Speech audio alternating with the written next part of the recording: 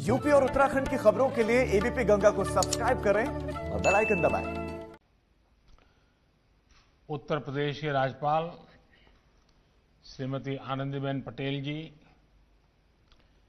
केंद्रीय मंत्रिमंडल में मेरे साथी श्री हरदीप सिंह पुरी जी, उत्तर प्रदेश के लोकप्रिय मुख्यमंत्री श्रीमान योगी आदित्यनाथ जी, यूपी सरकार में मंत्री चौधरी उदयभान सिंह जी, डॉक्टर DS धर्मेश जी, संसद में मेरे साथी प्रोफेसर SP सिंह बघेल जी, श्री राजकुमार चाहर जी, श्री हरिद्वार दुबे जी, अन्य जनप्रतिनिधिगण और आगरा के मेरे प्यारे भाइयों और बहनों, आप सभी को मेट्रो का काम शुरू होने पर बहुत बहुत बधाई।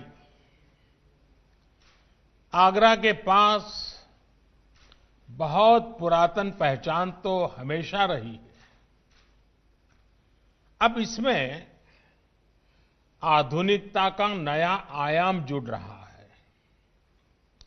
सैकड़ों वर्षों का इतिहास संजोए ये शहर अब 21वीं सदी के साथ कदम ताल मिलाने के लिए तैयार हो रहा है। भाइयों और बहनों, आगरा में स्मार्ट सुविधाएं विकसित करने के लिए पहले ही लगभग 1000 करोड़ रुपए के प्रोजेक्ट्स पर काम चल रहा है। पिछले साल जिस कमांड एंड कंट्रोल सेंटर का शिलान्यास करने का मुझे सौभाग्य मिला था, वो भी बनकर तैयार है। मुझे बताया गया है कि कोरोना के समय में ये सेंटर बहुत उपयोगी सिद्ध हुआ।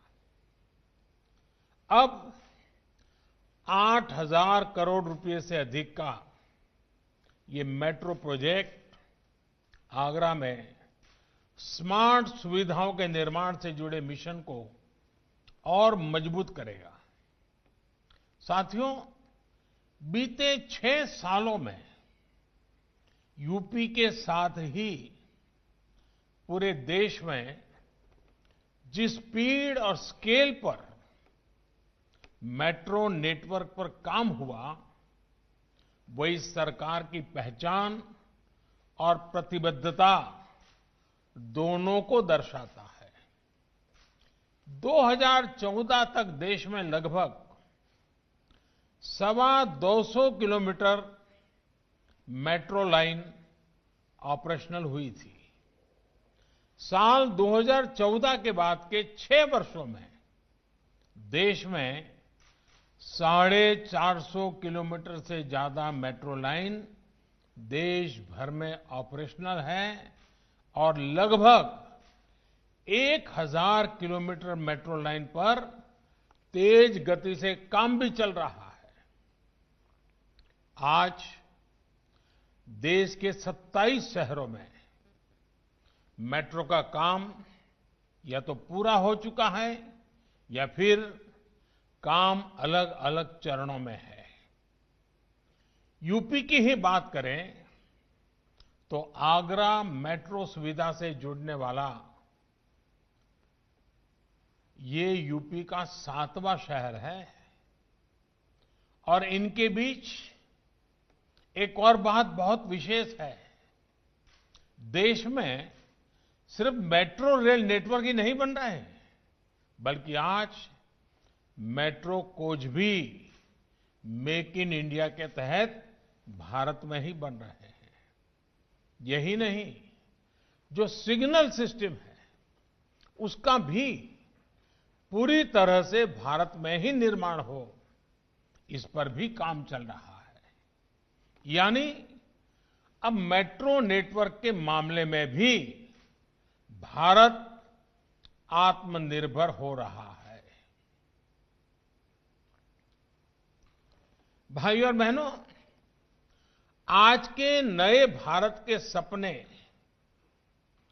उतने ही बड़े हैं, उतने ही विराट हैं।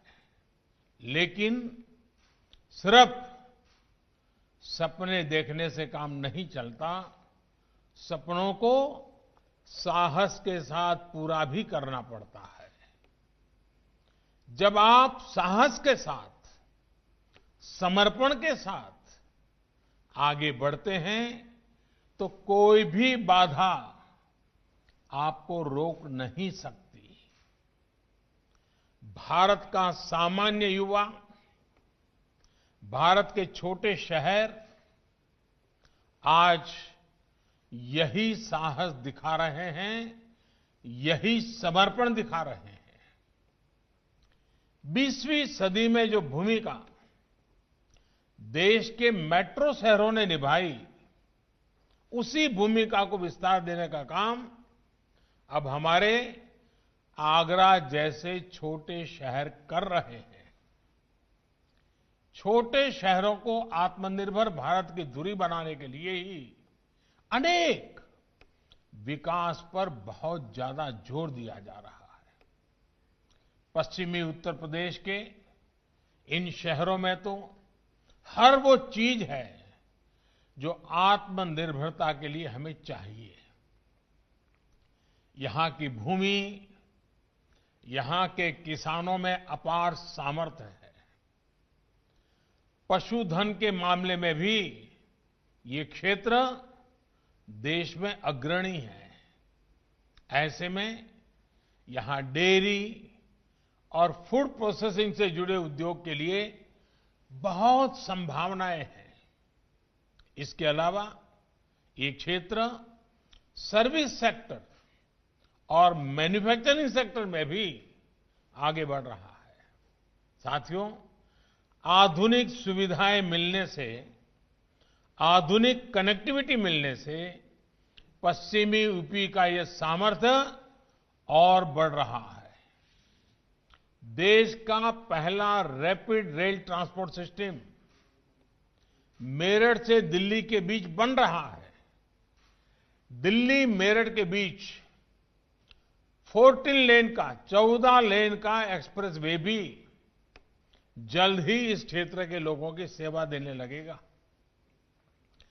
पश्चिमी उत्तर प्रदेश के अनेक जिलों को जोड़ने वाले गंगा एक्सप्रेस वे को योगी जी की सरकार पहले ही स्वीकृति दे चुकी है। यही नहीं, यूपी में दर्जनों एयरपोर्ट्स को रीजनल कनेक्टिविटी के लिए तैयार किया जा रहा है। इसमें भी अधिकतर पश्चिमी उत्तर प्रदेश में है। ग्रेटर नोएडा के जेवर में आधुनिक विश्व स्तरीय ग्रीनफील्ड एयरपोर्ट से तो इस पूरे क्षेत्र की पहचान पूरी तरह बदलने वाली है। साथियों, देश के इंफ्रास्ट्रक्चर की एक बहुत बड़ी दिक्कत हमेशा से ये रही थी कि नए प्रोजेक्ट्स की घोषणा तो हो जाती थी, लेकिन इसके लिए पैसा कहां से आएगा, इस पर बहुत ध्यान नहीं दिया जाता था। इस वजह से प्रोजेक्ट बरसों तक लटके रहते थे।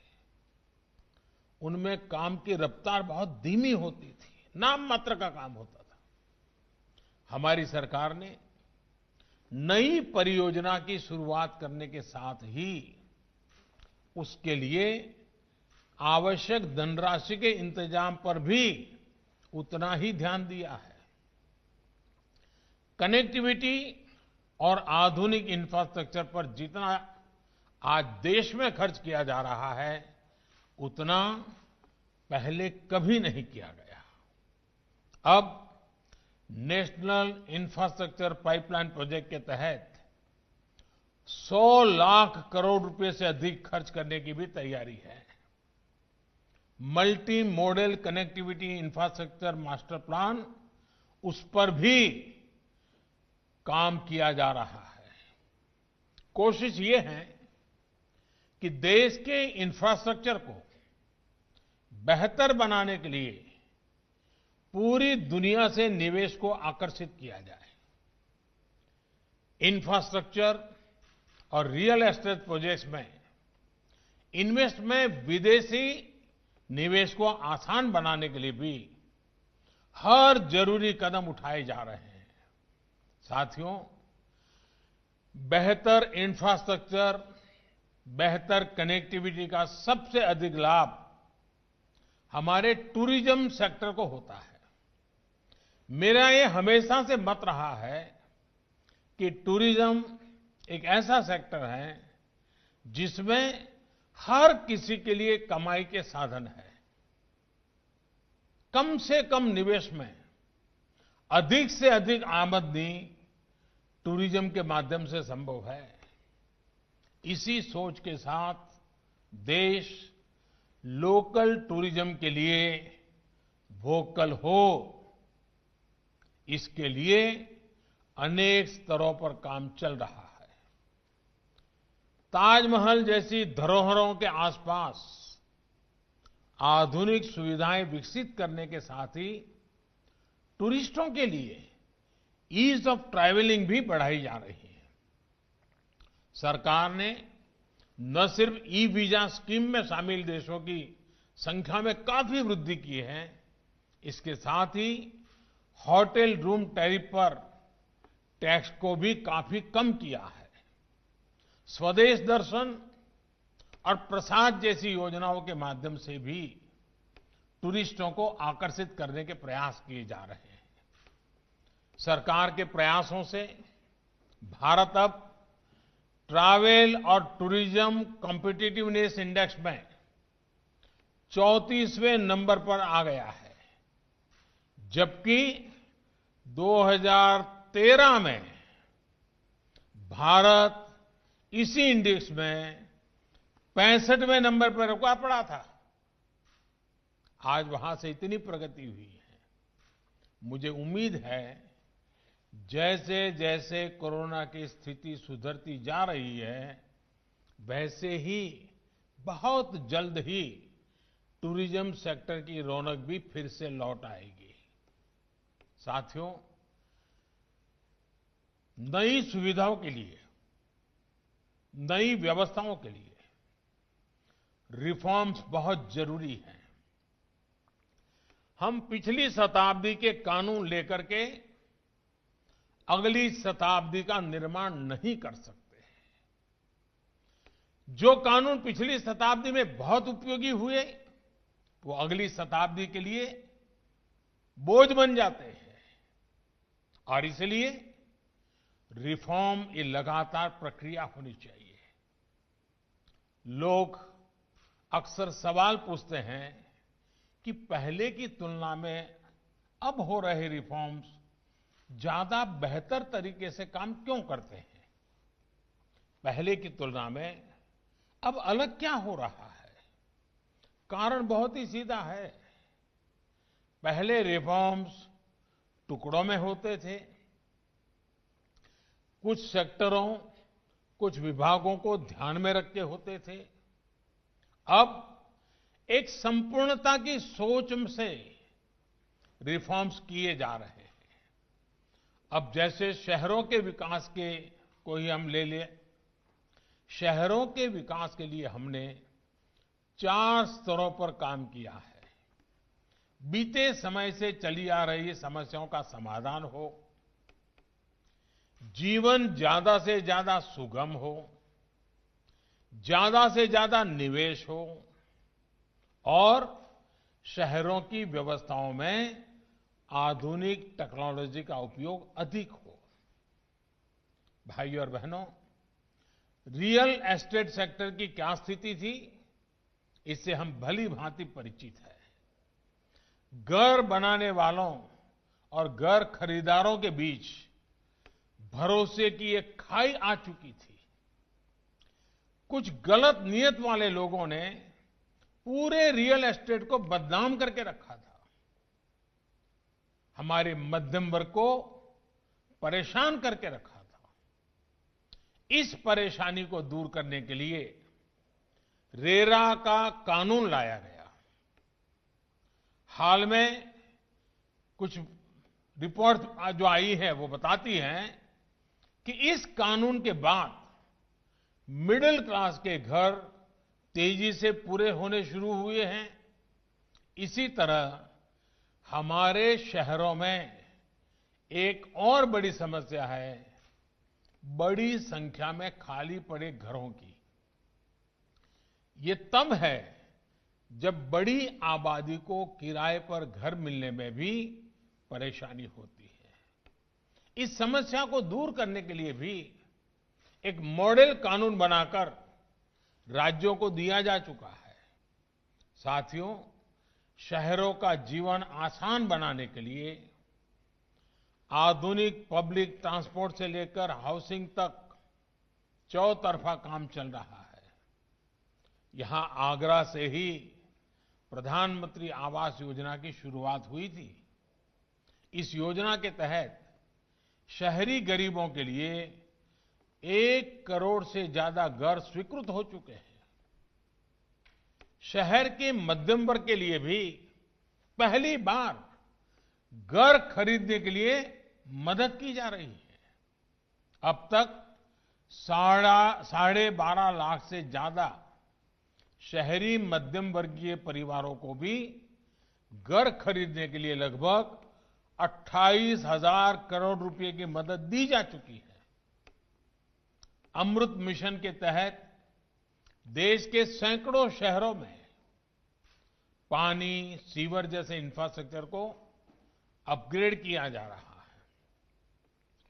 शहरों में सार्वजनिक टॉयलेट्स की बेहतर सुविधाएं हो, वेस्ट मैनेजमेंट की आधुनिक व्यवस्था हो, वेस्ट मैनेजमेंट को प्रायोरिटी देने के तरीके हो, इसके लिए स्थानीय निकायों को मदद दी जा रही है।